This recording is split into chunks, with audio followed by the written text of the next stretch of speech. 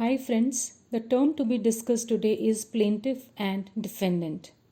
These terms are used generally with respect to lawsuits. This is Bindu Sharma from Origin.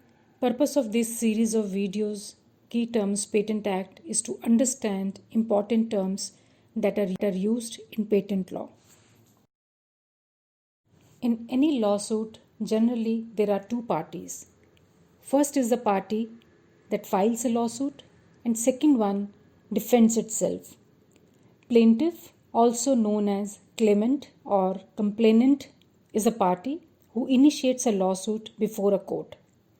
Plaintiff seeks a legal remedy, and if successful, the court will issue judgment in favor of the plaintiff and makes the appropriate court order, like an order for damages.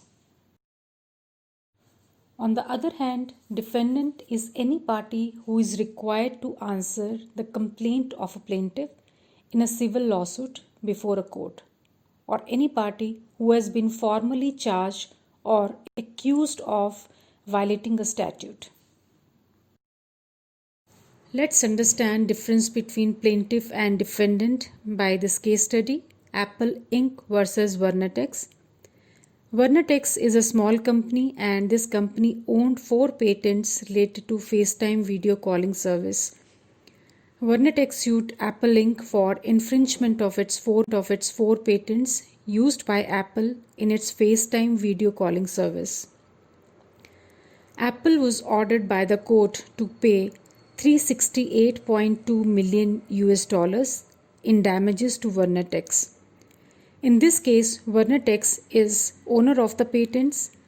Vernatex initiated the lawsuit, and that's why Vernatex is called as plaintiff, whereas Apple Inc. is a defendant. In this particular case, the damages that Apple paid to Vernatex was by means of court's order, and we call such compensation as damages. Let's see some of the sections of Indian Patent Act where the term plaintiff or defendant has been used. Under section 104A, burden of proof in case of suits concerning infringement. Now, as you know, that infringement in simple words is violation of rights of a patent holder. In any lawsuit for infringement of a patent, plaintiff or the patentee has burden of proof, which means the plaintiff or patent holder has to prove that his patent has been infringed. This is especially for product patents, where the plaintiff can compare infringing product with his patent claims and find out the extent of infringement. It's very interesting to know here that if the subject matter of a patent is a process for obtaining a new product, and where the patentee could not establish through reasonable efforts to determine the process which is actually used by the infringer, the court may direct the defendant to prove that the process used by him to obtain the product identical to the product of the patented process is different from the patented process. Here, in this case, the process patent infringement, the burden of proof shifts from plaintiff to the defendant. Now, let's discuss section 106, power of court to grant relief in cases of groundless threats of infringement proceedings. A patent holder shall not threaten third parties of patent infringement where he has no ground to believe that infringement has taken place. The court has power to grant relief to the aggrieved person in case he is being given groundless threats of infringement proceedings.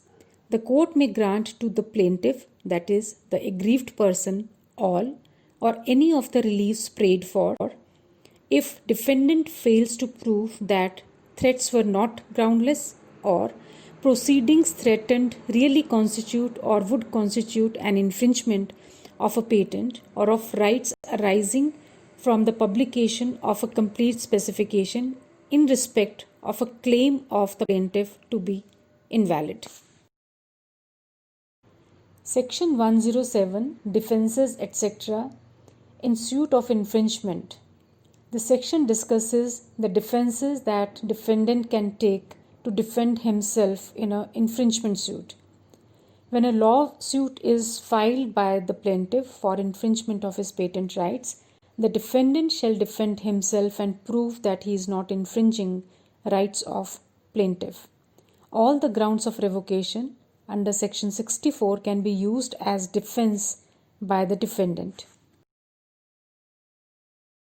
Now comes section 108, relief in suits for infringement.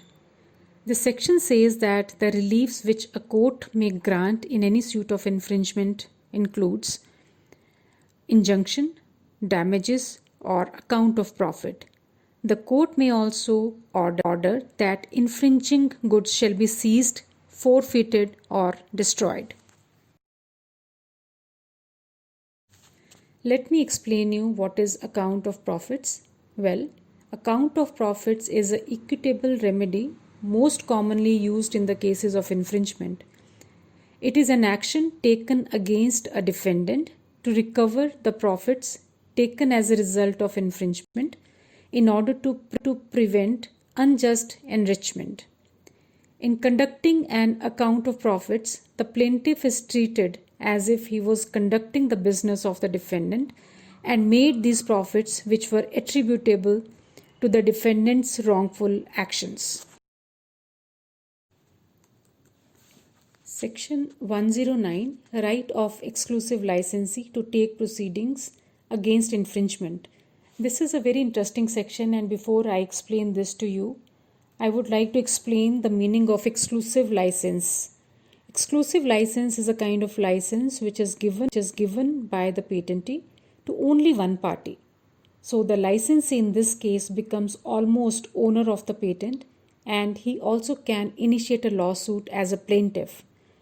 In any suit for infringement of a patent by an exclusive licensee, if the patentee does not join as plaintiff, he is added as a defendant, but the patentee so added as a defendant shall not be liable for any cost unless he enters an appearance and takes part in the proceedings. I hope the terms defendant and plaintiff are clear to you now. So, question for the day is, generally in a patent infringement case, the burden of proof lies on option A, defendant, option B, plaintiff, option C, both A and B, option D, none of the above. You can put your answers in the comment section below.